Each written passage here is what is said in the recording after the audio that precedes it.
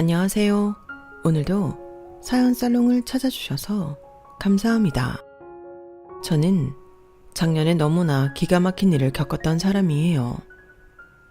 그간 다 큰 성인으로 살면서 제 앞가림 정도는 스스로 잘하며 살아왔다고 생각했는데 작년에 그 사건을 겪은 후로는 사람을 몰라도 너무 몰랐구나 하는 걸 크게 깨닫게 되었네요.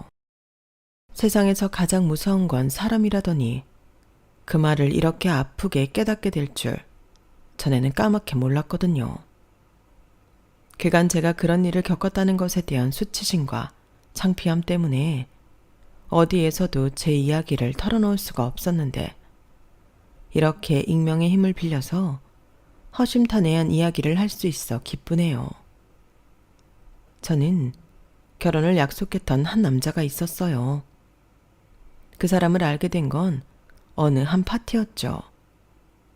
한 달이 건너서 아는 친구가 크게 가게를 하나 오픈했는데 개업 전에 주변 지인들을 초대해 파티를 한번 열었어요.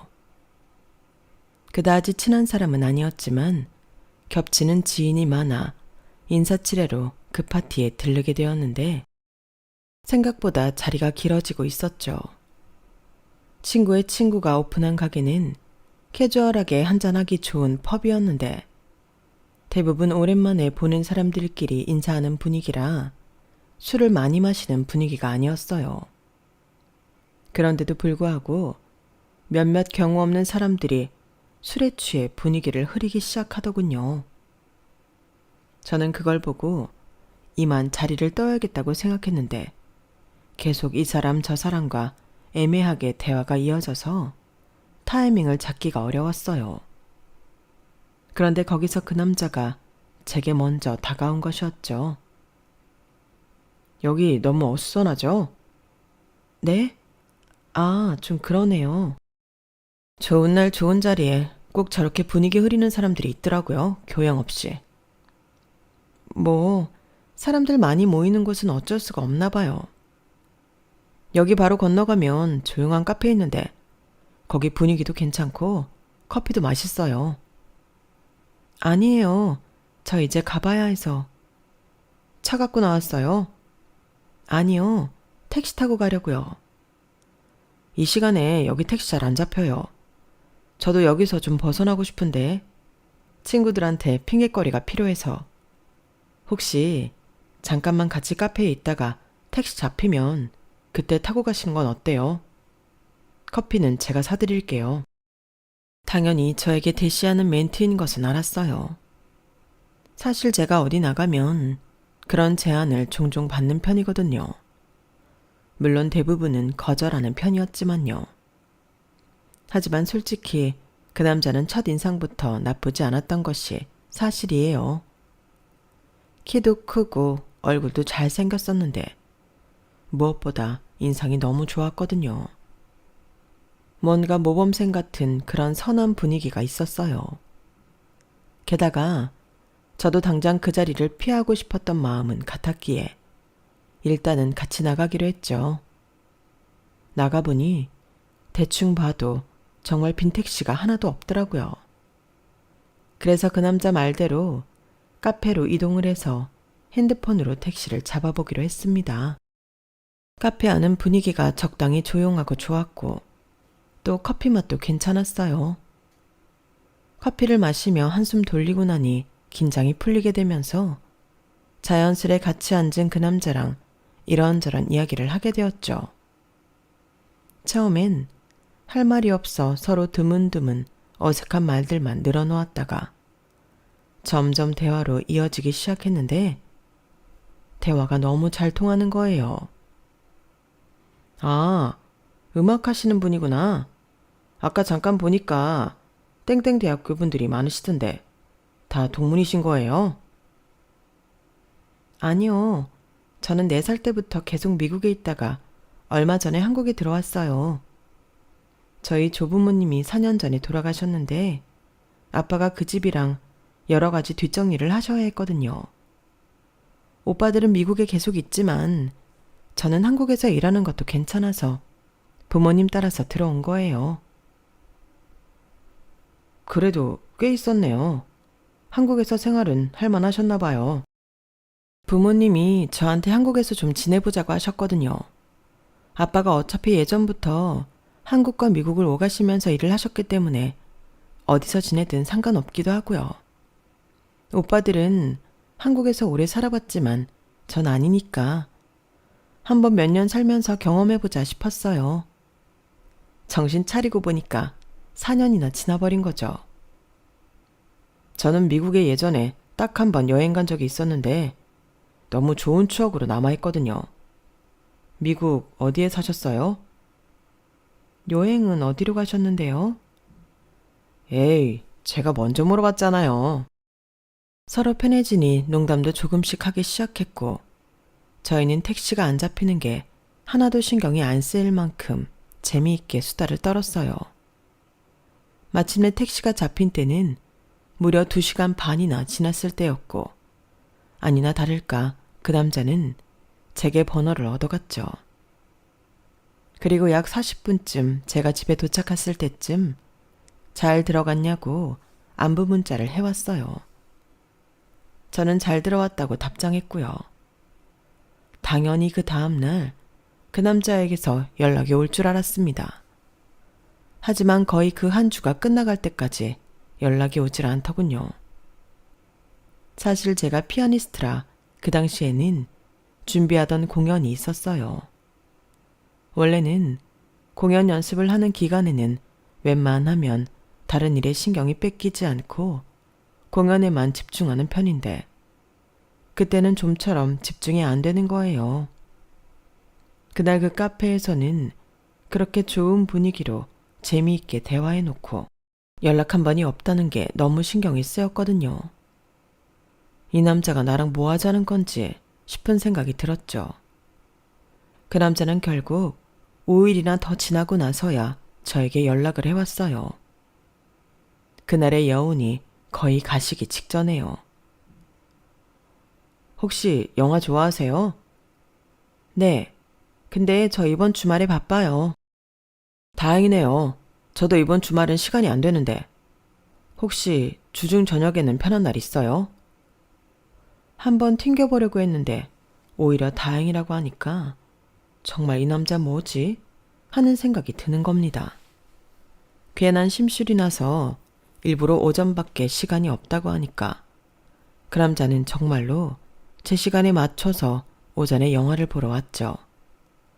막상 만나면 또 전처럼 재밌더라고요. 헤어지면 또 연락이 잘 없고요. 그러다 보니 저도 이 남자가 대체 저한테 관심이 있는 건지 없는 건지 도통 감이 안 잡혔어요. 그렇게 알쏭달쏭하게 구니까 저도 모르게 어느 순간부터인가 쉬는 날이면 계속 그 남자 생각만 하고 있더라고요.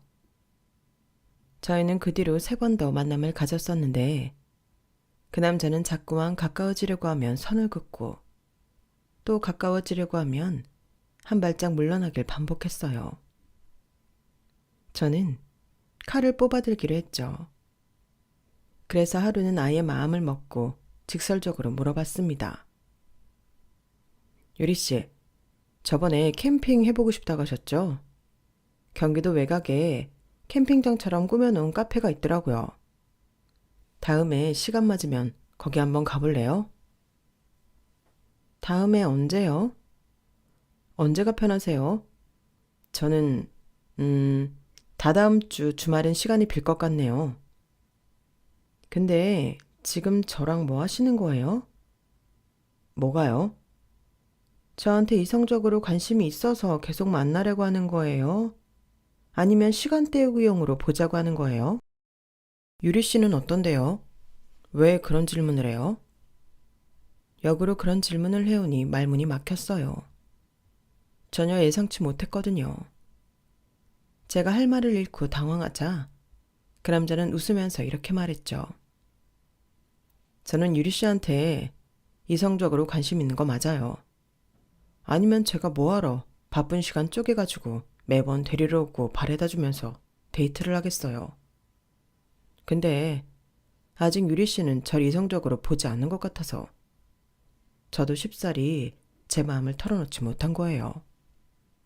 섣불리 대시하는 것보단 천천히 서로 알아가는 시간을 가지는 게 좋겠다 싶어서요. 얘기를 들어보니 그 남자 입장도 이해가 가긴 했어요. 저는 그간 절 가지고 장난치는 줄 알았다며 솔직한 마음을 털어놓았고, 그렇게 저희는 그날 서로에 대한 마음을 허심탄회하게 털어놓으며 깊은 대화를 가졌죠. 그리고 그렇게 저희는 그날부터 연인 사이로 발전하게 되었답니다. 그 남자는 제가 그전에 사귀었던 남자들이랑은 확실히 뭔가 달랐어요. 남편은 온라인으로 사업을 하는 사람이었는데 자신의 사업 노하우를 토대로 다른 초보 사업가를 가르쳐주는 강의도 하고 책도 쓰는 사람이었어요. 그러다 보니 말을 잘했는데 단어 하나 표현 하나도 섬세하고 배려가 넘쳤죠. 사실 저는 부모님이 경제적으로 여유가 있는 분들이라 한 번도 삶을 그렇게 열정적으로 살아본 적이 없었던 것 같은데, 그 남자는 일에 대한 열정이 아주 대단한 사람이었어요. 연락을 할 때마다 컨설팅을 하는 중이거나 사업 업무 중이었고, 그렇게 바쁜 와중에도 운동도 꾸준히 하더군요. 그런 모습이 저보다 훨씬 어른스럽게 느껴졌고 멋있게 느껴졌어요. 그래서 중간에 그 사람이 잠깐 힘든 일을 겪었을 때 돈도 흔쾌히 빌려줬죠.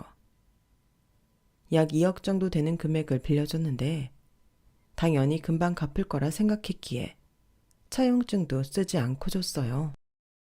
2억이라는 돈이 물론 작은 돈은 아니었지만 사실 제 입장에서는 그렇게까지 엄청난 금액이 아니었기도 했고, 그 남자는 그 이상으로 저에게 잘해줬기 때문에 당시엔 아깝다는 생각이 하나도 들지 않았습니다. 그 남자는 항상 기념일이 아니더라도 소소한 선물을 해주는 사람이었는데, 절 만날 때면 제가 좋아하는 꽃을 항상 사다 주었어요. 요리도 잘해서 제가 피곤하거나 기분 상하는 일이 있던 날이면 바쁜 시간을 쪼개 절 만나러 와주었어요. 그리곤 제가 좋아하는 요리를 이것저것 해주곤 했죠. 제가 아팠던 날엔 저녁 늦게 와서는 밤을 꼬박 새우며 간호를 해주다 가기도 했고요. 그러다 보니 당연히 저는 그 남자와의 결혼을 생각하게 되었어요. 사귄 지 1년 만이었고 저희 부모님은 제가 선택한 남자라면 당연히 좋은 사람일 거라면서 결혼할 남자가 생겼다는 걸 축하해 주셨죠. 그 남자를 실제로 만나보고 나서는 더더욱 마음에 들어 하셨고요. 우리 유래한테 얘기 많이 들었네. 온라인 사업을 하고 있다고? 네. 그러다가 작년부터는 컨설팅 해주는 일도 시작했는데 그게 반응이 좋았습니다. 지금은 신청자가 많아져 아예 강의 형태로 운영을 하고 있고요. 빠르면 올해 말이나 늦어도 내년 상반기엔 공간 사업도 시작해볼 계획입니다. 그래. 단계적으로 사업을 잘 꾸리고 있구만. 우리 아들들도 해외에서 사업을 하고 있는데 자네 만나면 아주 할 얘기가 많겠어. 이 사람한테 얘기 들었습니다. 나이 차이가 많이 나서 어려서부터 오빠들이 그렇게 예뻐했다고요. 지희들끼리는 그렇게 치고받고 싸웠으면서 늦둥이 여동생이라고 얼마나 싸고 돌던지. 자네는 형제관계가 혹시 어떻게 되나? 아, 전 외동아들이었습니다. 아, 그래. 그러고 보니 자네 가족 이야기를 못 들은 것 같구만. 부모님은 어떤 일을 하시는 분들인가? 사실 부모님이 제가 20살 때 사고로 돌아가셔서 그때 이후로는 혼자서 지내고 있습니다. 아이고, 그런 일이 있었구만. 어린 나이에 상심이 컸겠구나. 그래도 이렇게 잘 자라주어서 부모님이 하늘에서 참 대견해 하실 거야. 감사합니다, 장모님. 부모님은 그 남자를 보고 요즘 보기 드문 건실한 청년이라며 칭찬해 주셨고, 그날의 식사 자리는 그렇게 훈훈한 분위기로 마무리가 되었어요. 저에겐 오빠가 둘이 있었지만 아쉽게도 둘 다 일정을 못 맞춰서 결혼 전에는 영상통화로 몇 번 인사만 시켜주었고 한국으로 와서 대면할 수가 없었어요. 큰오빠는 미국에서 변호사로 일을 하고 있었는데 기업 간 큰 소송이 겹치면서 일정이 굉장히 바쁜 상태였고 IT 사업을 하는 작은 오빠 역시 장기적으로 진행하던 프로젝트의 마무리 단계라 당시 일정이 굉장히 많았거든요. 오빠들은 저에게 미안해하며 차라리 그 전에 일을 최대한 마무리하고 결혼식 날 한국에 와 조금 길게 머무르면서 가족들과 시간을 보내겠다고 했어요. 그러면 둘 다 저희가 신혼여행을 다녀와도 1, 2주는 함께 지낼 수 있을 거라고 해서 겨우 아쉬운 마음을 달랠 수가 있었죠. 저희는 몇 개월 동안 아주 순조롭게 결혼 준비를 해나갔답니다. 보통 다른 커플들은 결혼 준비 과정에서 한두 번은 크게 싸운다고 하던데 저희는 그런 일도 없이 모든 과정이 행복하기만 했습니다. 그렇게 시간은 빠르게 흘러 결혼식 당일이 되었고 저는 세상에서 가장 행복한 신부의 모습을 하고 하객들을 맞이하고 있었죠. 오랜만에 만나는 반가운 얼굴들을 보고 계속해서 사진을 찍고 하느라 정신이 없었어요. 제 친구나 동료들뿐만 아니라 부모님의 지인들까지 오시니 사실 모르는 얼굴도 많긴 했죠. 저희 가족이 해외살이를 좀 오래 했어서 한국에 계신 친인척들이나 부모님 지인들은 제가 기억을 못하거나 잘 모르는 경우가 많았거든요. 하지만 저는 그런 분들도 최대한 어색한 티를 내지 않고 열심히 인사를 했는데요. 잠깐 찾아오시는 분들이 뜸해졌을 때 신부 대기실 안에 어떤 여자가 덩그러니 서 있는 걸 발견했어요. 좀 전에 엄마 쪽 교회 지인들이 한 무리 왔다 가셨기 때문에 저는 그 사람들 중 하나인 줄 알았죠. 이제 식장으로 들어가시면 되세요. 아까 다른 분들 식장으로 들어간 것 같은데. 저 모르세요? 제가 엄마 따라 교회를 자주 나갔어야 했는데 그러질 못했네요. 그쪽한테는 악감정 없어요. 네? 제 상황도 있으니까 이해를 좀 해주셨으면 좋겠네요. 그 여자는 알 수 없는 말만 늘어놓다가 후다닥 자리를 피하더군요. 저는 의아했지만 곧 인사를 하러 오는 다른 사람들을 맞이하느라 금세 잊어버리고 말았죠. 어느덧 결혼식 시작 시간이 다 되어 예식장 안에 사람들이 꽉 찼어요. 사회자가 어수선한 하객들을 정리하고 예식이 시작되었음을 알리는 소리가 벽 너머에서 들려왔죠. 예식이 순서대로 진행되는 소리가 들리는데 공연을 많이 본 저였지만 그럼에도 심장이 떨려오더군요. 사람들 앞에 서는 게 이렇게 긴장되었던 적이 언제였던가 싶을 정도로 가슴이 쿵쾅쿵쾅 뛰었죠. 신랑이 입장하는 소리가 들리고 어느새 제가 입장할 타이밍이 왔습니다. 저는 웨딩홀 직원과 드레스 이모님의 도움으로 타이밍 맞춰 대기를 하다가 예정되어 있던 노래가 흘러나옴과 동시에 식장 안으로 입장했어요. 연습한 대로 버진로드를 천천히 걸어가는데 하객들이 진심 어린 축하의 박수를 보내주셨답니다. 처음에는 조명도 너무 세고 긴장도 되어서 사람들의 눈에 보이지도 않았는데요. 천천히 버진로드에 반쯤 걸어오니 그중 몇몇 친한 사람들이 눈에 띄었고 그들에게 웃어 보일 수 있을 정도로 조금은 긴장이 풀렸어요. 저희가 예약했던 식장이 버진로드가 기역자로 되어 있어 조금 길었거든요. 사람들과 눈을 마주치며 인사하던 바로 그때였습니다. 갑자기 하객들이 제가 아닌 제 뒤에 어딘가를 쳐다보기 시작하더니 웅성웅성 거리기 시작했어요. 무슨 일인지 미처 알아차리기도 전에 저는 제 옆으로 불쑥 나타난 배송기사 아저씨를 발견하고 펄쩍 뛰어오를 만큼 놀랐답니다. 드레스가 조금만 더 가벼웠으면 진짜 공중에 떴을지도 모를 만큼요. 최유리 씨 맞으시죠?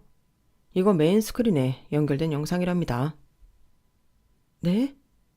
여기 사인 좀 해주시고요. 사람이 너무 비현실적인 상황에 직면하면 고분고분해진다더니 정말로 저도 모르게 기사님이 내민 서명 패드에 서명을 하고 있더라고요. 기사님은 작고 낡은 핸드폰을 제게 넘겨주고 가셨는데 그 핸드폰에는 영상이 하나 재생되고 있었어요. 갑작스럽게 일어난 돌발 상황에 신랑 역시 저에게 다가오고 있었는데요. 그런데 그 순간 예식장 메인 스크린에 제가 받은 핸드폰에서 재생되고 있던 영상이 띄워졌어요. 사람들이 이게 대체 무슨 일인지 파악하기도 전에 식장 전체에 신랑의 목소리가 울려 퍼지기 시작했죠. 이번에 공사 치고 있는 애가 돈이 진짜 많다니까. 저번에도 나한테 2억을 껌값인 것처럼 주더라고. 입고 있는 옷이며 차며 전부 일반인들은 알아보지도 못할 명품이야. 좋겠다. 난 왜 그런 여자가 안 꼬이지? 그래서 언제까지 만날 건데? 뭘 언제까지 만나? 결혼 날짜 잡았어. 뭐? 미친 거 아니야? 무슨 결혼을 해? 뭐 언제까지 기생을 먹으려고? 한 2년쯤 살까 싶은데 처가 식구들도 호구가 따로 없더라고. 아니 무슨 그렇게 돈 많은 집안이 너 같은 사기꾼을 사위로 받아들인다냐? 이거 그냥 대충 봐도 사기꾼인데? 달 때부터 돈이 많아서 그렇게 순진한 건가? 그 여자네가 원래 해외 살다가 한국 들어온 지 얼마 안 됐어. 한 5년? 그래서 아직 한국 스타일 사기꾼에는 내성이 없나 봐. 야, 진짜 좋겠다. 제대로 된 거 하나 물어서. 청첩장은 언제 나와? 너 안 줘. 니네들 아무도 오지 마. 하나같이 양아치 티나니까. 참나 재수없는 새끼. 신랑과 그의 친구들이 서로 시시껄렁한 농담을 주고받는 것을 끝으로 영상은 거기서 끝이 났고 예식장 안은 쥐죽은 듯이 조용해졌습니다. 저는 멍한 표정으로 신랑을 쳐다보았고 신랑은 하얗게 질린 얼굴로 절 보았죠. 하객들은 그런 저희를 보며 웅성거리기 시작했고요. 시간이 멈춰버린 것 같던 그때 신부 측 하객 중 누군가가 테이블 위에 있던 식전 떡상자를 신랑을 향해 던졌습니다. 에라 이 썩어 빠진 놈아. 저희 친척 어르신 중 한 분이었던 것 같아요. 그런데 그분을 시작으로 신부 측 하객들이 전부 테이블 위에 있던 답례품, 식전떡, 수저 포크 등을 신랑을 향해 던지기 시작했어요. 신랑은 떡가루 범벅이 되고 머리에 포크가 찍히면서도 도망을 치려고 하더군요. 그러자 몇몇 젊은 남자분들이 아예 단상 위로 올라가서 그런 신랑의 뒷덜미를 잡고 신부 하객석 쪽으로 질질 끌고 가버렸습니다. 그리고는 그놈을 단상 밑으로 던져버렸어요. 저희 부모님은 굳은 표정으로 그 모습을 보고 계셨고 작은 오빠는 그대로 신랑에게 돌진해 주먹을 내리꽂았습니다. 야, 이 사기꾼 새끼야. 작은 오빠를 시작으로 신부 측 다른 하객들도 전부 달려들어 신랑을 아주 흠씬 두들겨 패기 시작했죠. 순식간에 사람들에게 둘러싸인 신랑은 힘 한 번 써보지 못하고 그대로 사람들에게 맞고 있을 수밖에 없었답니다. 하객분들은 진심으로 저희 가족을 대변해서 화를 내주셨어요. 저 천하에 빌어먹을 놈 같으니라고? 이 못돼 처먹은 놈아. 하객들 사이에서도 그런 욕들을 하는 분들이 계셨고 와인을 얼굴에 들이부어버리는 분도 계셨고요. 신랑은 질질 끌려다니면서 하객들에게 정말 골고루 매를 맞았습니다. 정신을 못 차리다가 테이블을 들이받아서 그 위에 있던 음식들을 전부 뒤집어 쓰기도 했어요. 신랑이 잠깐만 자기 말 좀 들어보라고 사정을 해도 그 누구도 봐주지 않았죠. 그 와중에 신랑 측 하객들은 누구 하나 말리는 사람 없이 구경도 하고 사진도 찍더라고요. 신랑 측 손님들이 맞나 싶을 정도로 신랑 편을 들어주는 사람이 정말 단 한 명도 없었어요. 그러던 와중에 드레스 이모님이 저에게 얼른 신부 대기실로 다시 돌아가자며 저에게 오셨어요. 저는 이모님의 도움을 받아 정신을 차리고 신부실로 와 옷을 갈아입을 수 있었답니다. 이모님이 없었으면 전 언제까지고 그 자리에 멍하니 서 있었을지도 몰라요. 벽 너머로 식장 안에 소란스러운 소리가 다 들리는 와중에 정신없이 사복으로 갈아입고 나니 어느새 엄마가 오셔서 저를 데려가 주셨어요. 엄마는 다른 사람들이 식장에서 우르르 나오기 전에 절 데리고 일단 아빠 차 안으로 데려가셨고 저희는 뒷좌석에 앉아 이 사단이 끝나기만을 기다리고 있었답니다. 방금 전 벌어진 일들이 모두 현실 같지도 않고 받아들이기가 힘들어 저절로 눈물이 뚝뚝 나더군요. 엄마는 그런 저를 말없이 안고 토닥여 주셨어요. 한참을 차 안에서 기다리니 아빠와 오빠들이 왔고 저희 가족은 집으로 갔습니다. 그렇게 저희 악몽 같은 결혼식은 끝이 나게 되었습니다. 유리야, 너무 자책하지 말고 일단 오늘은 푹 자도록 해라. 내일부터 수습해 나가 보자꾸나. 한서방, 아니 그 인간은 어떻게 됐어요? 경찰서에 있어요. 자기 혐의로 들어가긴 했는데 아마 곧 풀려날 거예요. 엄마도 놀라셨을 텐데 일단 쉬세요. 나머지는 저랑 형이 알아서 할게요. 그래, 유리 너도 아버지 말씀처럼 일단 들어가서 쉬어.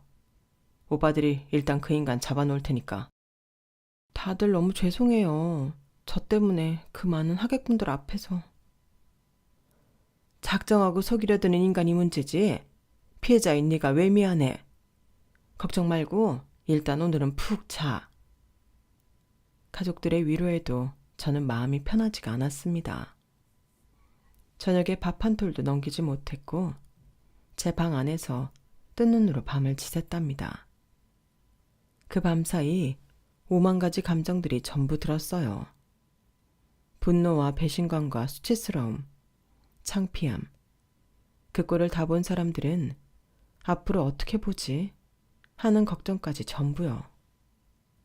그리고 그 남자에게 제대로 된 복수를 하기로 마음먹었어요. 이미 여러 사람들한테 쥐어 터졌지만 아무리 생각해도 그걸로는 부족했죠. 그래서 다음날 저는 바로 오빠들에게 제가 직접 그 인간을 혼내주고 싶다고 이야기를 했습니다. 그러자 오빠들은 저에게 필요한 건 무엇이든 말하라며 적극적으로 지지해 주었죠.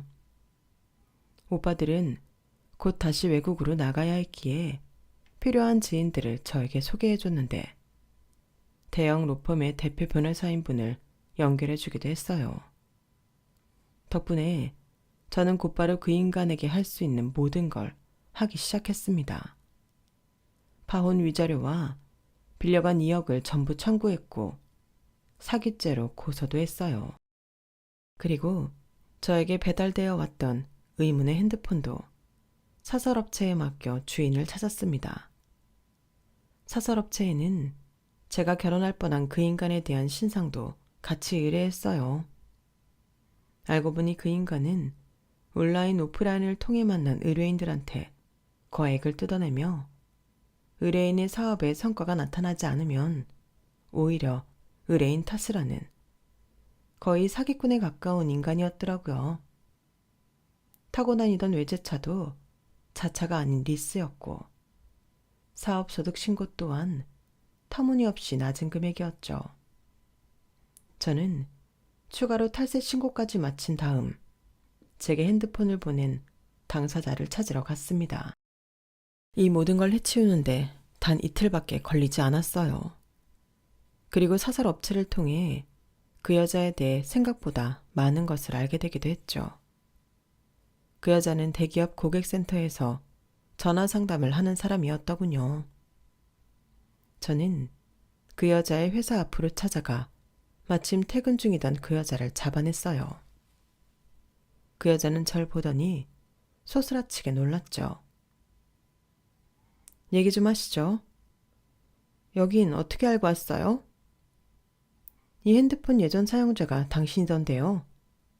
데이터 복구해보니까 당신 사진도 엄청 많았어요. 그 인간이랑 찍은 사진도 많았고. 저는 잘못한 거 없어요. 근데 왜 겁을 먹어요?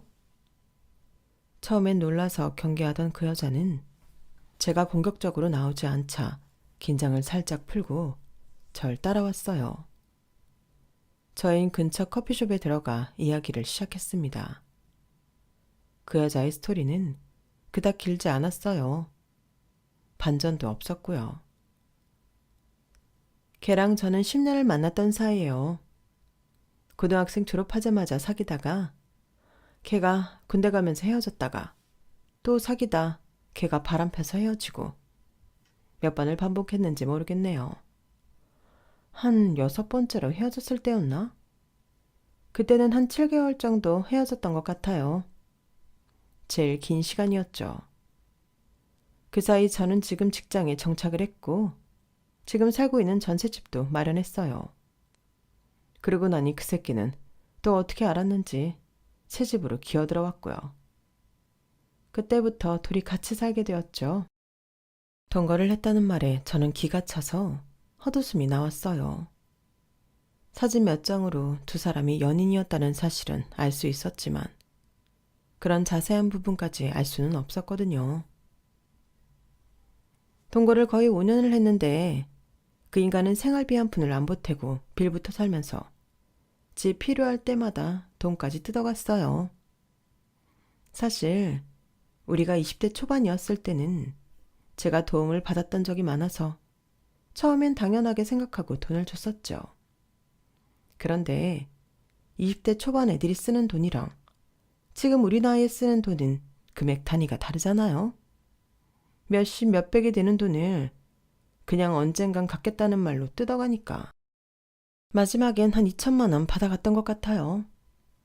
난 당신처럼 부자도 아니고 어디서 대출을 받을 만한 스펙도 아니라 뼈 빠지게 일만 하고 있었죠.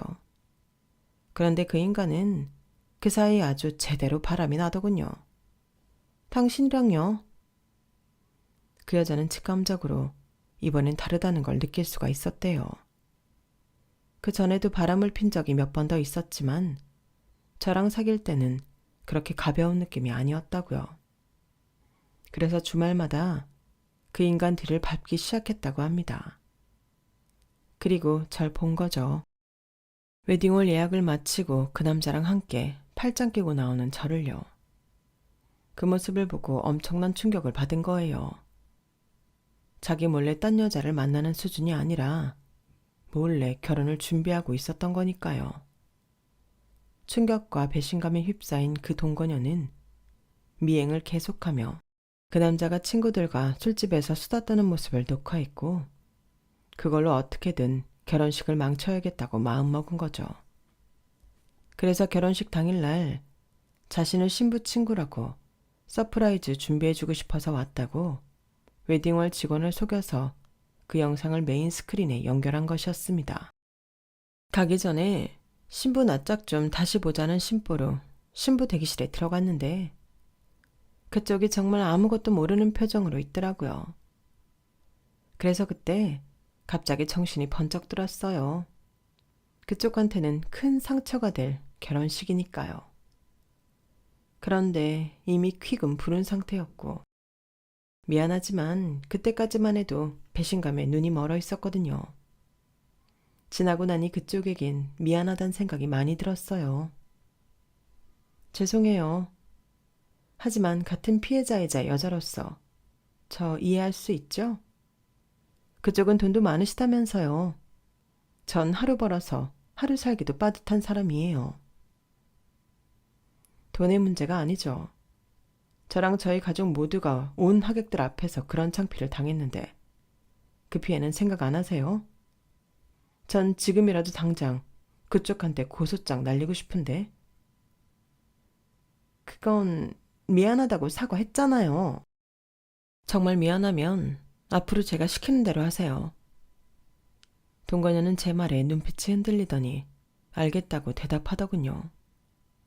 그리고 전 바로 그 다음 날부터 동건녀 대신 그 사기꾼에게 모든 배상 청구를 했습니다.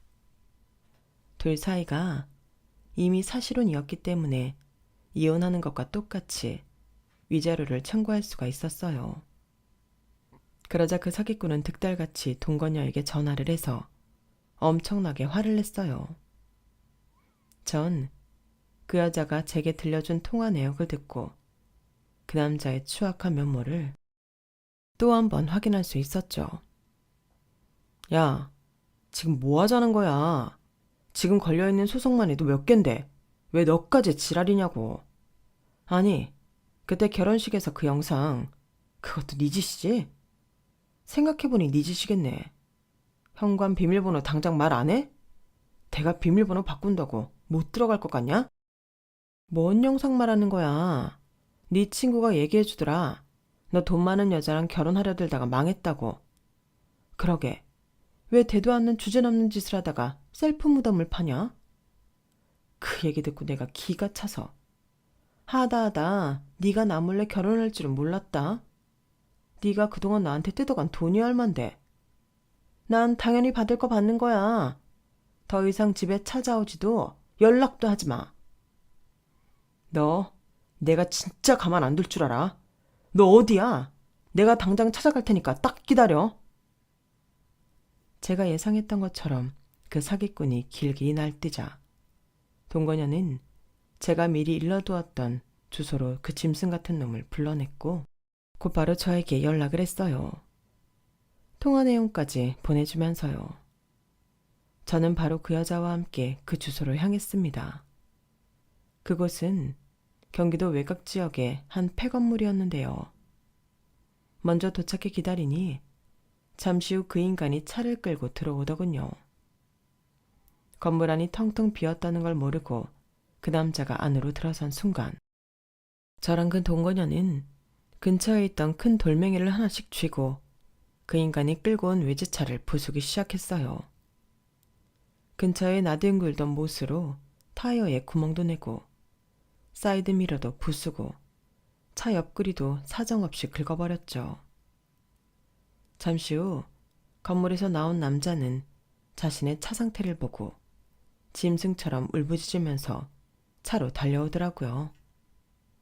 어떤 놈이냐며 주변을 두리번거리고 소리를 지르더니 이내 무릎을 털썩 꿇고 주저앉아 우는 것 같았습니다. 다 큰 남자가 그렇게 울 수도 있다는 걸 그때 처음 봤네요. 완전히 무너져 내린 그 인간을 보고 나서 저는 동건녀와 함께 뒤쪽으로 빠져나와 차를 타고 그곳에서 나왔어요. 한참 도로 위를 달리고 있는데 동건녀에게 그 남자 전화가 오더군요. 동건녀가 전화를 받자 수화기 너머로 사기꾼의 울부짖는 소리가 그대로 들려왔습니다. 이거 네가 그랬어? 네 짓이야? 이게 얼마짜린 줄 알아? 아, 시끄러워. 뭐가? 네가 우라는 데에 왔잖아. 이게 무슨 짓이냐고. 왜 자꾸 소리를 질러? 거길 진짜 갔어? 참나. 그냥 나도 너 한번 속여보고 싶어서 아무 주소나 보내준 걸 진짜로 가다니. 이게 어디서 누구한테 사기를 쳐. 네가 여기 왔다 갔잖아. 내 차 이거 어떡할 거냐고. 증거 있어? 어디서 뭔 짓을 당했는지 모르겠는데 네가 그동안 얼마나 죄를 많이 짓고 살았으면 나 말고도 너한테 해코지하는 사람 있겠냐?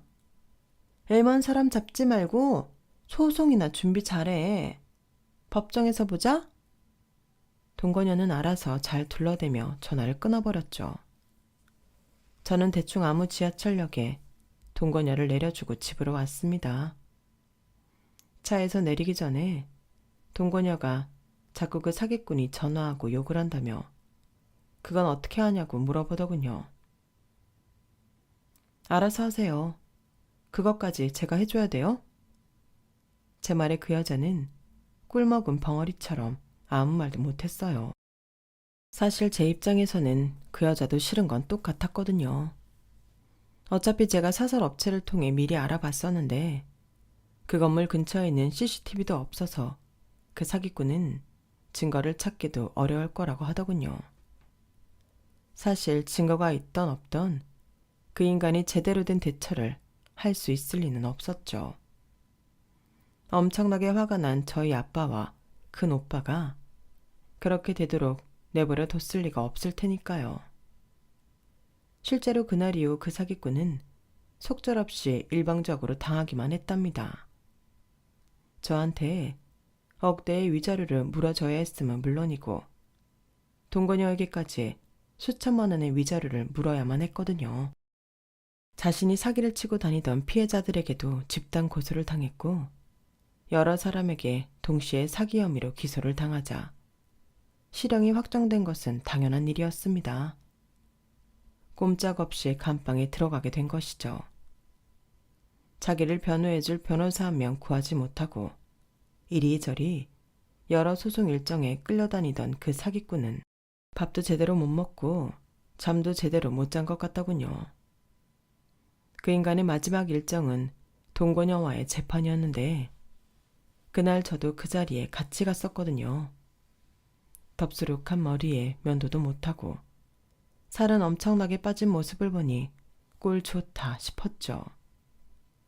그 사기꾼은 재판 내내 모든 걸 포기한 자포자기한 퀭한 눈을 하고 있었는데 좌석에 앉아있는 저를 보고 눈빛이 엄청나게 흔들리기 시작했습니다. 그러곤 짧은 재판이 끝나자마자 울기 시작하더군요. 저는 그 모습을 보고는 이제 다 끝났다고 생각해 자리를 뜨려는데 그 사기꾼은 갑자기 제 쪽으로 후다닥 다가왔어요. 물론 경찰관에게 붙잡힌 상태로요. 유리야, 제발 이제 그만해. 내가 죽을 죄를 지었어. 이미 나 벌 받을 만큼 다 받았잖아. 가중처벌까지 받았으면 이제 만족할 만하지 않아? 이제 제발 그만 좀 해줘. 제발. 내가? 난 한 게 없어. 네가 얼마나 살면서 여러 사람한테 죄를 짓고 살았는지 내가 뭐 할 게 없더라. 너 타고 다니던 차도 네 거 아니라며. 그건 물어줄 능력은 있니? 그날 니네 쪽 하객들도 전부 알바 썼더라. 그 사람들한테도 아직 돈 다 안 줬지? 제발 나 좀 살려줘. 내가 그걸 이 상황에서 어떻게 다 변상하냐고. 이만하면 됐잖아. 그건 그 사람들한테 얘기하고 난 너 이렇게 망가지고 빌빌거리는 거 구경 다 했으니 됐어. 앞으로 네가 저지른 수많은 잘못들 그거 죗값이나 평생 치르면서 살아. 제 말을 끝으로 사기꾼은 속절없이 끌려갔고 그게 제가 본 그 인간의 마지막 모습이었네요. 동거녀도 법정을 나서려는 저에게 다가와서 고맙다는 인사를 건넸어요. 감사해요. 여기까지 다 와주시고 변호사도 다 대주시고 그쪽 아니었으면 전 이런 일들 아마 엄두도 못 냈을 거예요. 정말 감사해요. 그쪽 좋자고 한 일 아니에요. 그냥 제가 하고 싶어서 한 일이지. 이렇게 따라와서 얘기할 필요 없어요. 그래도 너무 감사해서 제가 식사라도 한번 대접해 드려야 할 것 같아서요. 괜찮아요. 대접은 필요 없고 배상금은 물어주셔야겠네요. 저한테 고소당하실 거 있잖아요. 위자료 받은 거 있으니 그거 그대로 저한테 돌려주시면 되겠네요. 그게 무슨 말이에요? 시키는 대로 다 했잖아요. 그렇다고 제가 결혼식장 안에서 입은 피해가 사라지진 않죠. 그건... 앞으로는 이렇게 사적으로 얼굴 마주하는 일 없었으면 하네요. 우리가 서로 얼굴 봐봤자 안 좋은 기억만 떠오르지 좋을 게 뭐가 있겠어요.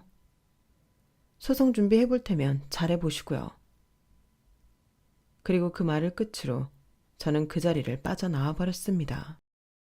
그 여자는 아마 애초부터 상대도 안 될 거라고 생각했는지 반격할 생각도 안 하고 저희 변호사님을 통해 울면서 싹싹 빌었다 그러더군요.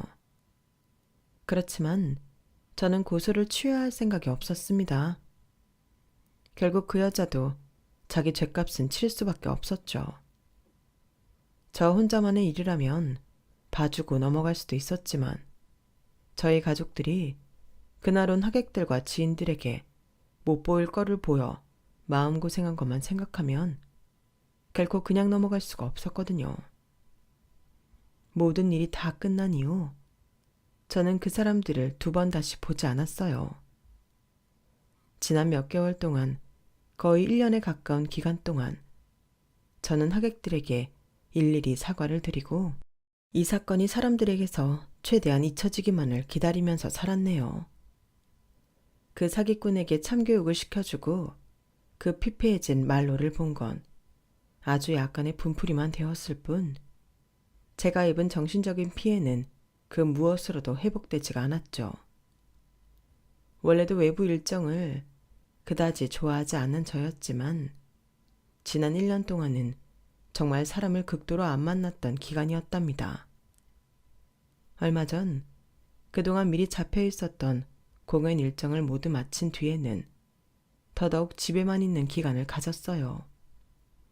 한 2달쯤 정말 집에만 있다 보니 이제 마음이 어느 정도 다 정리가 된 것 같아요. 저는 한국에 좀 더 살아보고 싶었는데 그냥 포기하고 미국으로 가기로 결정을 내렸어요.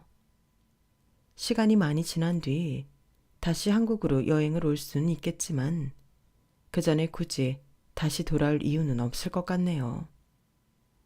우연히 이렇게 제 이야기를 보낼 수 있는 곳을 알게 되어 다행입니다. 익명으로 이렇게 제 이야기를 털어놓고 나니 기분이 더 후련해지는 것 같아요. 여러분들은 저처럼 남자 잘못 만나서 고생하지 마시고 좋은 남자를, 좋은 인연들을 만나게 되시길 바랍니다.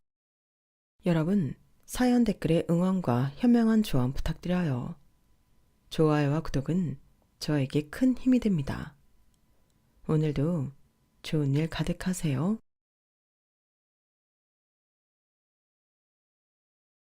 안녕하세요.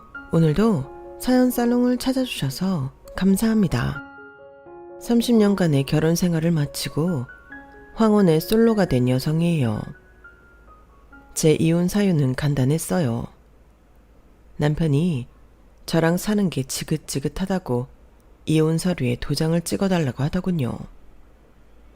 그런데요, 저라고 한 남자랑 그 긴 세월을 한 입을 덮고 살면서 실증이 안 났겠어요. 마음속으로는 수십 번, 수백 번 이혼 소리가 나왔지만 부모님 때문에, 자식 때문에 꾹꾹 참고 버텨왔던 거죠.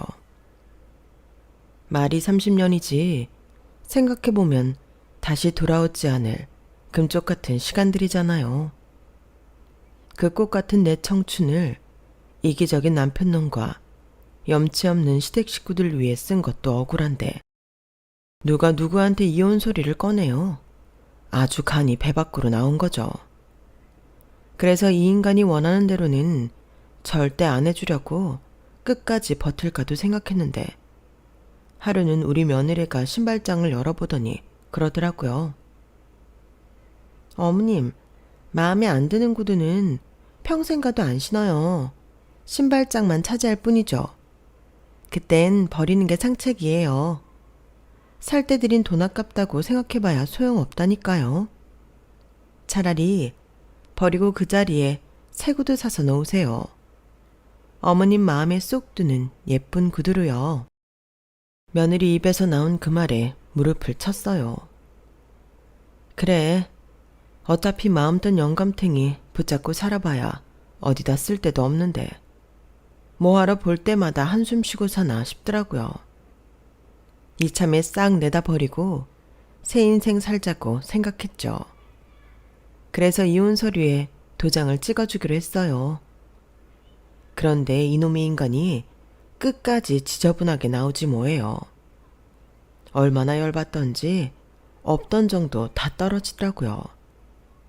오죽하면 이 나이에 제가 이렇게 사연을 다 보내겠어요. 아주 공개적으로 개망신을 주고 싶다니까요. 생각해보면 제가 마음에도 없던 남자와 결혼을 하게 된 건 다 제 친정 아버지 때문이었어요. 남편을 제 짝으로 이어준 사람이 저희 아버지거든요. 아버지가 원했던 제 짝의 조건은 돈도 아니고 직업도 아닌 건강이었어요. 오래도록 제 곁을 지켜줄 수 있는 사람을 원하셨거든요. 거기에는 그럴 만한 이유가 있었어요. 저희 부모님은 자식 없이 사시다가 40이 넘어서야 저를 얻으셨거든요. 친정어머니가 저를 가지셨을 때 나이가 40이셨어요. 아버지는 46이었고요. 아내의 임신 소식을 듣고 아버지는 무척 기뻐하셨지만 한편으로는 걱정이 되셨대요. 아무래도 두 분 나이 때문이었죠. 제가 20살이 될 때면 저희 부모님은 두 분 모두 환갑을 넘긴 나이가 되실 테니까요. 그때 친정어머니가 그러셨대요. 나오는 데 순서 있어도 가는 데는 순서 없다잖아요. 젊은 부모라고 자식 곁에 오래 있어준다는 보장이 있나요? 우리가 운동 열심히 하고 몸에 좋은 것도 많이 먹으면서 우리 아이 옆에서 오래오래 살아주면 되지 않겠어요? 정 그렇게 걱정이 되면 명이 긴 반려자로 짝지어주면 되죠. 뱃속에 아이가 사내라면 안사람 보살핌 받으며 살면 되고, 계집애면 남편 그늘에서 살면 되는 거니까요. 그러니 너무 걱정 말아요. 어머니의 말에 저희 아버지는 제 신랑감을 구할 때 건강하고 명이 긴 남자를 찾으셨어요. 그렇게 선택된 남자가 바로 제 남편이었죠. 남편은 딱히 뭐 하나 내세울 거 없는 사람이었지만 선천적으로 건강만큼은 누구보다 자신 있는 사람이었어요. 거기다 가난한 집안에서 자라 어릴 때부터 부모님을 도와 밭일, 논일을 하다 보니 자연스레 건강 체질이 된 거였죠. 제가 결혼 정년기가 되자 여기저기서 중신이 들어왔는데 그중 3사람 정도가 저희 부모님 마음에 들었나 봐요. 제 친정 어머니는 새 남자의 생년월일을 들고 사주를 보러 가셨는데 거기서 제 남편이 가장 오래 산다고 했던 거죠. 100세까지 무병장수한다고 나왔다나요? 혹시나 해서 몇 군데 더 가봤는데 결과는 같았어요. 그 결과를 전해 들은 아버지는 나머지 선처를 다 거절하고 남편과의 선자리에 저를 내보내셨어요. 건강히 오래 산다는 이유 때문이었죠. 솔직히 남편의 첫인상은 그저 그랬어요. 얼굴은 시커멓고 되게 촌스러웠거든요. 커피에 설탕을 3스푼이나 넣고는 그걸 휘휘 저은 티스푼을 입으로 쪽쪽 빨고는 제게 건네더라고요. 커피엔 자고로 설탕을 듬뿍 넣어야 맛있다나요? 그러니 저도 설탕을 넣으라는 거였죠. 제가 반응이 없자 남편은 자기 입으로 쪽쪽 빨던 티스푼으로 설탕을 떠서는 제 커피에 넣고 휘휘 저어주었어요. 차마 더럽다는 말을 할 수가 없어서 고맙다고 말하곤 커피에는 입도 안 댔죠. 그리고 내꽂은 커피잔만 쏘아보고 있었는데 앞에서 후루룩거리는 소리가 요란하게 나는 거예요. 그 소리의 주인공은 남편이었어요. 뜨거운 커피를 후후 불어가며 온갖 호들갑을 떨면서 마시는데 안 그래도 주말이라 호텔 라운지엔 선보러 나온 사람들로 북적이고 있었는데 그 사람들 시선이 순식간에 저희 테이블로 쏟아진 거예요. 다들 입가를 실룩거리며 키득거리더군요. 그 바람에 저는 얼굴이 당근처럼 빨개졌는데 정작 그 사단을 일으킨 남편은 너무도 태어난 거예요. 캬, 커피 맛 좋다. 역시 서울은 뭐가 달라도 다르네요. 서울은 고등학생 때 수학여행으로 처음 와봤어요. 와, 그때 엄청 놀랐잖아요. 차도 많고 반딱반딱거리는 것도 많고 아주 정신이 없더라고요. 이번이 2번째 서울 여행이에요. 좋은 놈이 출세했지. 선 본다고 우리나라에서 제일로 좋은 호텔에도 와보고. 선희 씨는 서울 사람이라 이해가 안 되죠? 난요, 고등학교 졸업하고 회사에 취직하고도 줄곧 시골에서만 살아서 그런가 서울이 참 낯설고 그러네요. 근데요, 아까부터 사람들이 우리를 쳐다보는 것 같은데 내가 촌놈인 걸 눈치채는 거 아닐까요? 비록 사람이 채신머리도 없고 매너라고는 눈곱만큼도 없는 사람이었지만 순박한 모습이 싫지만은 않았어요.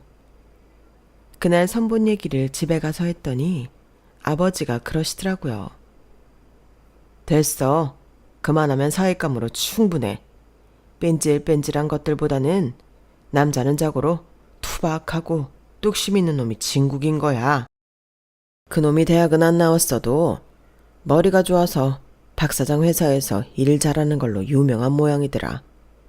시골리기 전에 서울로 데려와서 내 밑에서 본격적으로 일 가르쳐야겠어.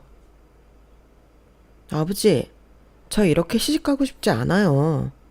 아직 대학 졸업도 안 했고 결혼은 내 마음에 드는 남자랑 하고 싶다고요. 이 녀석이 또 그런다. 선이야, 우리가 살면 얼마나 살겠냐. 하나뿐인 딸내미 옆에 듬직한 사위 만들어놔야 나도 네 엄마도 마음이 편하지 않겠어? 사내놈 다 거기서 거기다. 명 길고 건강한 놈이 최고야. 울어도 보고 단식도 해봤지만 이번만큼은 부모님이 마음을 바꾸지 않으셨어요. 그래서 대학교 3학년 가을 학기 때 결혼식을 올리고 말았죠. 원래 결혼식은 남편 고향에서 하기로 했었는데 식을 올릴 예식장도 마땅치 않았고 무엇보다 저희 쪽에 비해 시댁 쪽 가격이 얼마 안 돼서 그냥 서울에서 올리기로 했어요. 당연히 결혼식 비용과 시댁 하객들을 모시고 오는 차편, 식사비 등은 저희 쪽에서 지불했죠. 사실 남편은 맨몸으로 장가를 들었다고 해도 과언이 아닐 정도로 아무것도 해오지 않았어요. 하고 싶어도 할 형편이 안 되었거든요. 저희 아버지는 저희가 살 집도 마련해 주시고 남편이 출퇴근 때 타고 다닐 승용차도 새로 뽑아주셨어요. 거기다 결혼식을 올리기 전에 아빠 회사로 데려와 본격적으로 일을 가르치기 시작하셨죠. 비록 같은 집에서 살지는 않았지만 남편은 누가 봐도 대릴 사위였어요. 저희 집에서 이렇게 받기만 했으니 남편도 저희 집에 잘하는 건 당연했죠. 지금은 남이 되긴 했지만 솔직히 남편이 저희 부모님한테 잘하기는 했어요. 아들이 없어서 평생 목욕탕에 혼자 다니셨던 아버지는 사위 덕분에 모처럼 하늘 풀 수 있었어요. 야, 내가 자식 데리고 오는 사람들 부러워서 대중탕에 잘 안 다녔는데 이젠 나도 당당하게 대중 목욕탕을 가게 됐지 뭐냐? 든든한 사위가 옆에 있으니까 얼마나 좋은지 몰라. 장인어른도 참, 사위도 아들 자식인데 당연한 걸 가지고 뭘 그러세요. 앞으로도요, 장인어른 사우나 가실 때도 옆에 찰싹 붙어 다닐 테니까 언제든지 불러만 주세요. 넉살 좋은 남편은 연세 많으신 아빠 옆에서 입안에 혀처럼 달콤한 말을 쏟아내며 점수를 땄어요. 저희 어머니한테는 또 얼마나 잘했게요. 어머니가 차려주신 밥상은 밥을 한 톨 남기지 않고 싹싹 비워댔어요. 거기다 립서비스는 또 얼마나 좋은지 몰라요. 아이고, 우리 장모님 음식 솜씨 때문에 이 사위가 다이어트를 해야 할 판이라니까요. 장모님이 해주시는 건 하나같이 다 맛있어요. 심지어 장모님이 따라주시는 물도 맛있다니까요. 어머어머, 장서방은 어쩜 이렇게 말도 예쁘게 하나 몰라. 맛있긴 뭐가 맛있다고.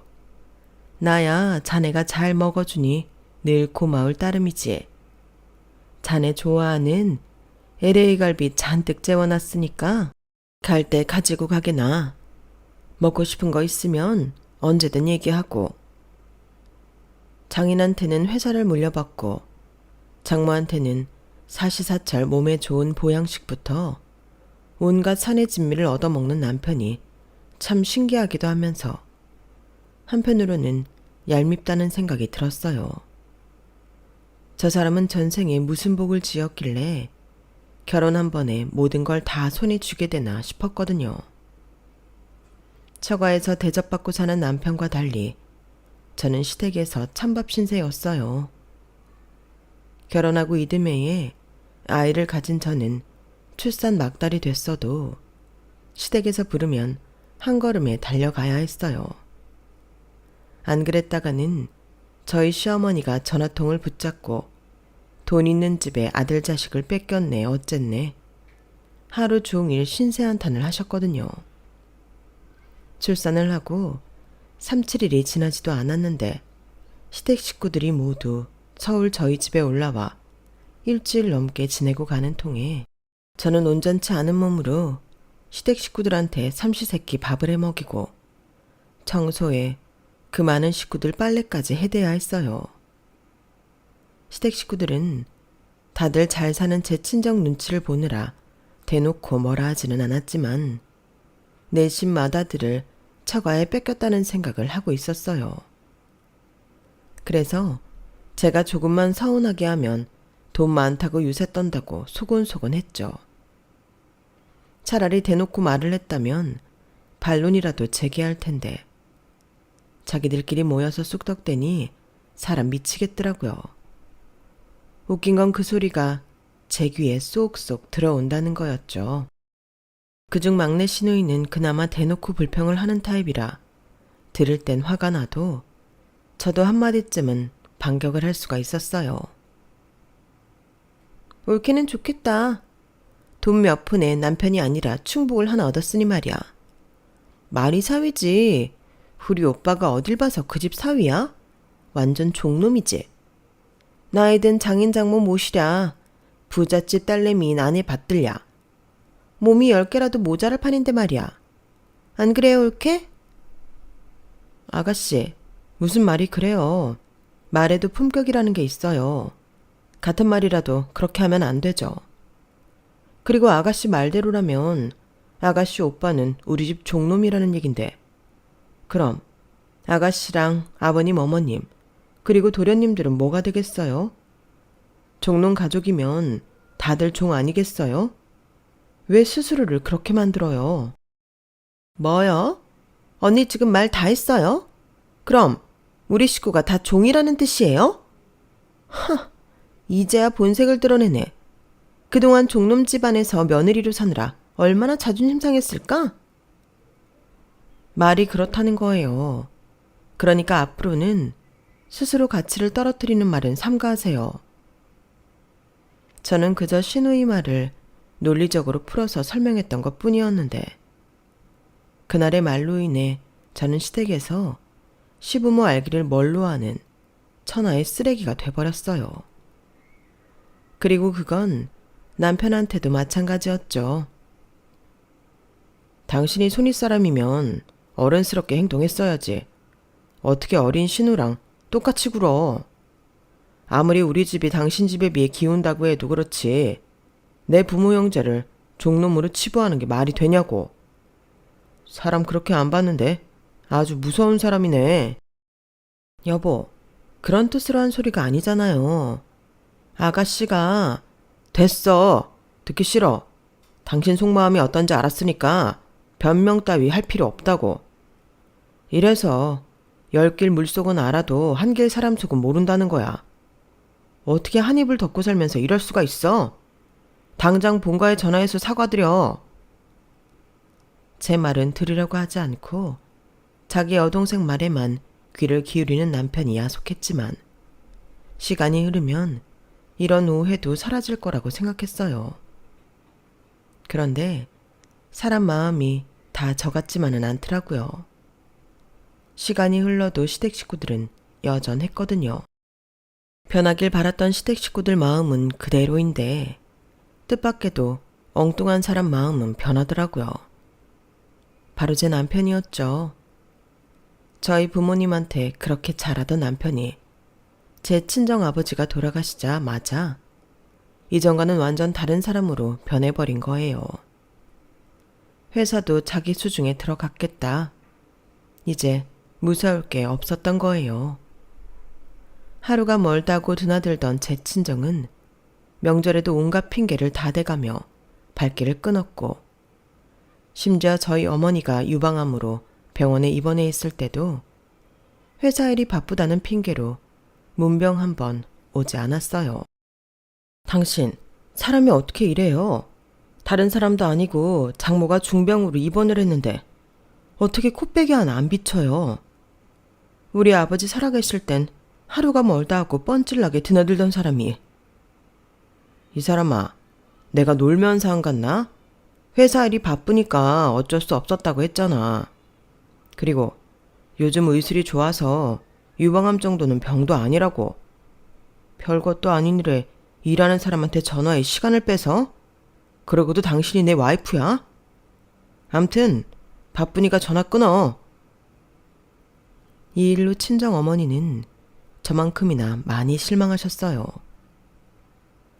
이게 다 내 탓이다.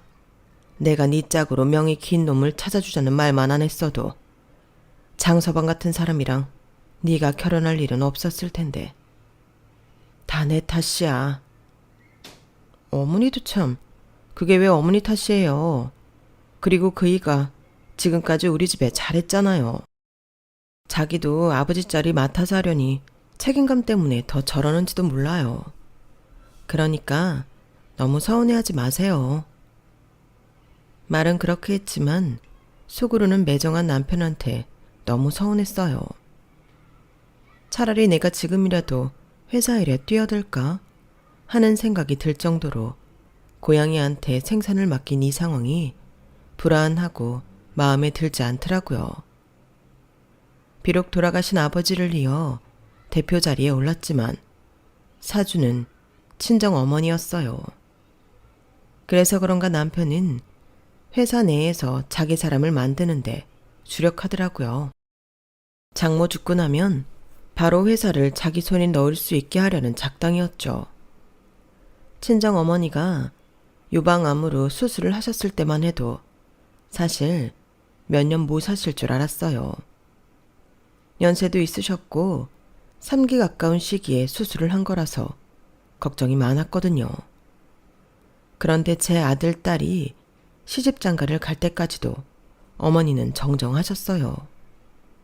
식이요법도 하고 요가도 시작하시면서 오히려 수술 전보다 더 건강해지셨죠. 아마도 미덥지 않은 사위 때문에 어머니가 더 기를 쓰고 오래오래 사시려고 노력하시는 게 아닌가 싶더라고요. 친정아버지가 돌아가신 이후 대표 자리에 앉은 남편이 제일 먼저 했던 일은 자기 형제들을 회사에 불러들이는 거였어요. 다들 학벌도 변변찮고 직장 생활이라고는 해본 적도 없는 사람들이었는데도 득채니 뭐니 말도 안 되는 방식으로 입사를 시킨 거죠. 중소기업이라고는 해도 이건 있을 수 없는 인사였죠. 그래서 회사 내부에서 반발도 있었는데 남편은 되려 반발하는 직원을 좌천시키거나 트집을 잡아서 회사에서 내쫓아버렸어요. 그러니 누가 남편 말을 거역하겠어요. 딸랑이 들고 꿀 빨아먹으려는 사람들만 남편 옆으로 찾아들었고 일 잘하고 성실한 직원들은 회사를 나가거나 입을 다물게 된 거였죠. 그렇게 10여 년 가까이 지나는 사이 회사에는 남편 사람들로 가득 찼고 경영은 엉망이 되었어요. 거기다 경제 악화까지 겹치면서 회사 사정은 말이 아니게 되었죠. 남편은 매번 경제 상황 때문에 회사가 기울어진 거라고 말했지만 실상은 그게 아니라는 걸 알고 있었어요. 남편의 말도 안 되는 경영 방식에 참다 못한 아버지 신복들이 저를 찾아와 회사 돌아가는 얘기를 전해 주었거든요. 이제 다들 연세도 드시고 회사를 그만두게 되었기 때문에 거칠 것 없이 다 털어놓을 수 있었던 거예요. 선이야, 지금이라도 네가 회사 일에 뛰어들면 어떻겠니? 나야 이제 나이도 들어서 회사를 떠나는 몸이지만 남아있는 사람들을 생각하면 이렇게 회사 문을 닫을 수는 없잖아. 네 아버지가 어떻게 일군 회사인데. 아저씨도 참, 제가 회사 일을 어떻게 해요. 평생 집안 살림만 하던 사람이. 아버지가 널 왜 경영학과에 보내셨겠니? 네 아버지가 허허 실실하는 분 같아도 뼛속까지 사업가인 분이셨다. 당신이 청춘 바쳐서 만든 회사 사위선에 지어주고 가실 분이 아니라고. 아직은 회사에 내 사람들이 조금 있으니까 그 사람들 잘 추스려서 회사 좀 살려봐라. 나도 도울 일이 있다면 언제든 발벗고 달려올 테니까. 그때는 한 귀로 듣고 한 귀로 흘렸는데 얼마 지나지 않아 뜻하지 않게 결심을 하게 될 계기가 생겼어요. 하루는 손녀딸 하원을 시켜야 해서 애 유치원에 갔는데 남편한테 전화가 왔더라고요. 어디냐면서 당장 집으로 좀 오라더군요. 그래 손녀딸을 데리고 허겁지겁 집으로 왔더니 남편이 제 앞으로 서류 봉투를 툭 던지는 거예요. 이게 뭐예요? 묻지 말고 일단 열어봐. 보면 알 거 아냐. 퉁명스럽게 말하는 남편을 보니 좋은 내용이 담긴 건 아닌 것 같았어요. 아니나 다를까 어이없는 서류가 들어있더라고요. 내 건 다 썼으니까 당신 것만 써서 나한테 줘.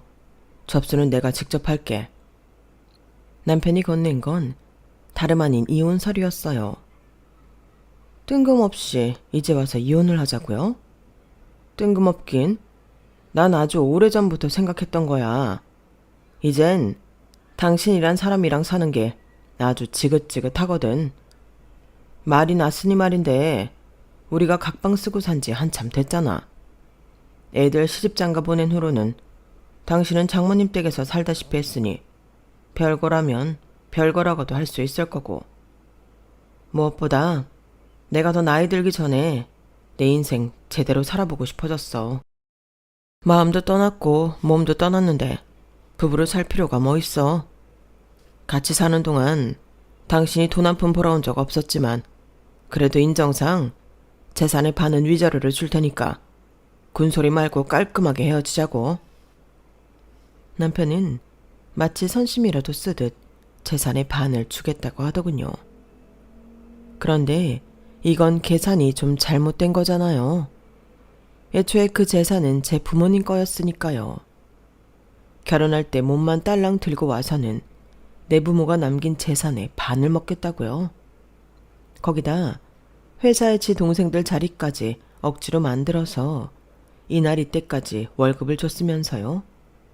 말도 안 되죠. 그래서 일단 생각할 시간을 달라고 했어요. 남편은 그럼 생각할 동안 친정에 가서 지내라고 하더군요. 그렇게 집을 나와 친정으로 온 저는 아흔이 넘으신 어머니 앞에서 차마 이혼 얘기를 꺼내기가 힘들었어요. 살 날이 얼마 안 남은 부모한테 효도는 못할 망정 마음의 짐을 안겨드리고 싶지 않았거든요. 그런데 이놈의 인간이 저 몰래 제 어머님께 전화해 이혼 얘기를 꺼낸 모양이었어요. 친정에 가보니 어머니가 저보고 그러시더라고요. 예전 같으면야 이혼이 큰일 날 일이었나 몰라도 요즘은 아니더라. 이미 마음 뜬 놈 잡고 살아봐야 너만 고생이지. 안 그러니? 이 늙은 어미 걱정에 다 끊어진 줄 잡고 살아보겠다는 노력은 하지 마라. 대신 그놈 하는 짓거리가 괘씸해서 온전히는 못 끝내주겠다. 네 아버지 회사 네가 받아서 해라. 그놈한테는 절대 뺏기면 안 돼. 폐은막락한 놈 같으니라고. 제 앞에서는 담담하게 행동하셨던 어머니한테 나이 든 딸의 이혼은 큰 충격이었던 모양이었어요. 도대체 그 인간이 어머니께 전화해 뭐라고 하면서 이혼하겠다는 소리를 한 건지. 어머니는 그날 이후 식사도 제대로 못하시고 감기 기운에 앓으시다 결국 폐렴까지 번져 입원을 하게 되었어요. 어머니 병실을 지키다가 하도 천불이 나서 남편한테 전화를 했어요.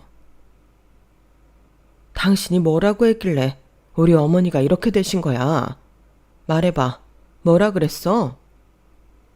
아니, 이젠 장모 아픈 것도 내 탓이야? 뭐라고 하긴 뭘 뭐라고 해. 당신 딸 굶어 죽지 않게는 챙겨주겠다고 했지 뭐. 노인네가 어찌나 욕심이 많은지 재산 절반을 준다는데도 부족하다고 난리더라고.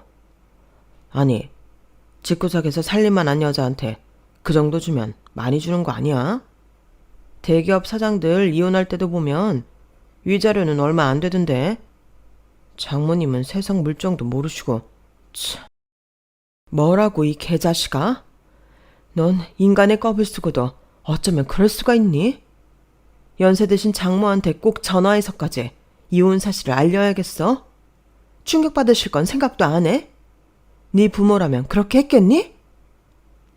아, 그래야 당신이 빨리 이혼 서류에 도장 찍을 거 아냐. 나도 너랑 빨리 갈라서고 내 인생 즐기고 싶다고. 그러니까 이혼 서류에 도장이나 찍으란 말이야. 더 험한 꼴 당하기 전에. 나 마음 바뀌면 재산의 반이 아니라 10%도 안 주는 수가 있어. 잘 생각하고 처신해라. 끝까지 남편은 인간 이하의 모습을 보였어요. 그래서 이혼 서류에 도장 찍기 전에 회사부터 돌려놔야겠다 싶었어요.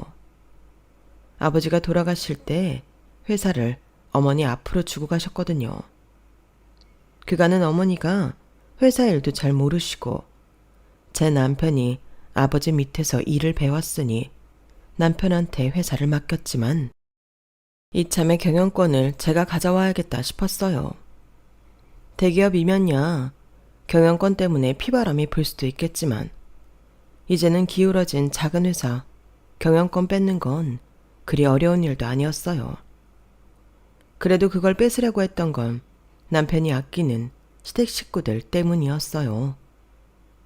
남편이 회사 곳곳에 심어놓은 자기 식구들 밥줄을 제 손으로 끊어내고 싶었거든요. 그래서 병석에 계시는 어머니 동의를 구해 남편을 대표 자리에서 해임시키고 그 형제 친인척들도 업무 과실과 그 밖의 비리, 횡령을 이유로 회사에서 내쫓아버렸어요. 그랬더니 남편이 한 걸음에 병원으로 달려왔더라고요. 이게 어떻게 된 거야? 내가 왜 내 회사에서 쫓겨나? 누구 마음대로? 내 회사? 그게 왜 당신 회사야? 아버지 돌아가실 때 우리 어머니 앞으로 주신 회사야. 당신은 그동안 우리 어머니 동의하에 대표직만 맡았을 뿐이라고. 서류상으로도 그렇게 돼 있는데 몰랐어? 변호사랑 다 상의해서 한 일이니까 토달려거든 소송을 걸어. 아, 그리고 당신이 회사에 끌고 온 떨거지들도 이참에 싹 다 데리고 나가고. 야, 너 아주 웃기는 년이구나. 그동안 나나 되니까 그 회사를 끌고 온 거지. 다른 놈이면 진작에 말아먹어도 말아먹었어. 네가 나 없이 회사 경영을 할 수 있을 것 같냐? 어림도 없어. 내가 회사를 말아먹든 구워먹든 신경 끄시고 당신은 대표실이나 빼세요. 그래, 좋다. 내가 더러워서 그깟 회사 그만둔다. 아, 대신 퇴직금은 제대로 정산해서 내놔라. 걱정하지 마세요. 당신 퇴직금의 절반 온전히 송금해 줄 테니까. 그 말에 남편은 발끈했어요. 왜 반이야? 내가 피땀 흘려 일했지 네가 이랬냐? 어디서 남의 노고를 맨입으로 먹으러 들어? 넌 염치란 것도 모르냐? 염치? 그 말이 당신 입에서 나온다는 게 어이없네. 이혼하자며 재산의 반 준다며? 그럼 당연히 퇴직금도 반을 나눠야지. 그 말에 남편은 눈알을 굴리더니 신기하게도 순순히 수긍하곤 돌아갔어요.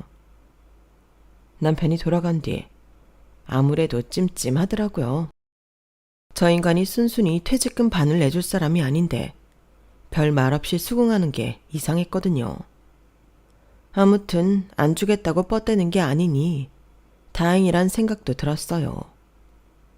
며칠 뒤 친정으로 아들, 딸 4명을 불러 이혼 얘기를 꺼냈어요. 자식들은 생각보다 담담히 받아들이더라고요. 그런데 손녀딸이 대뜸 그러는 거예요.